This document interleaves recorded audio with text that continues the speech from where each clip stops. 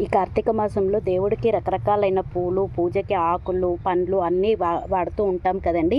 వీటిని మనం అస్సలు పడేయకూడదు. గార్డెనింగ్ చేసేవాళ్ళు ఇది ఒక మంచి చెట్లకి మంచి కంపోస్ట్గా ఉంటుందన్నమాట. ఇది మా గార్డెన్లో ఉన్నటువంటి లెమన్ ప్లాంట్. మనకి ఏ చెట్టు దగ్గర పెట్టాలనుకుంటున్నారో ఇది వేరు భాగం కదా, వేరు భాగానికి దూరంగా నేను ఇట్లా గుంతను చేసేసానమాట. ఇట్లా మనము మిగిలిపోయిన పూలు, పండ్ల మొక్కలు ఇవన్నీ ఇట్లా డైరెక్ట్గా వేసేసేసి మట్టితో కప్పేస్తే కనుక మంచి కంపోస్ట్గా చెట్లకి ఉపయోగపడుతూ ఉంటుంది.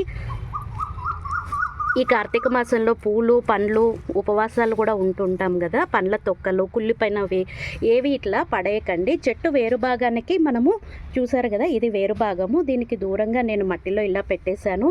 ఇలా చేయడం వల్ల కంపోస్ట్ చేసేటప్పుడు మనకి వాసన కూడా రాకుండా ఉంటుంది.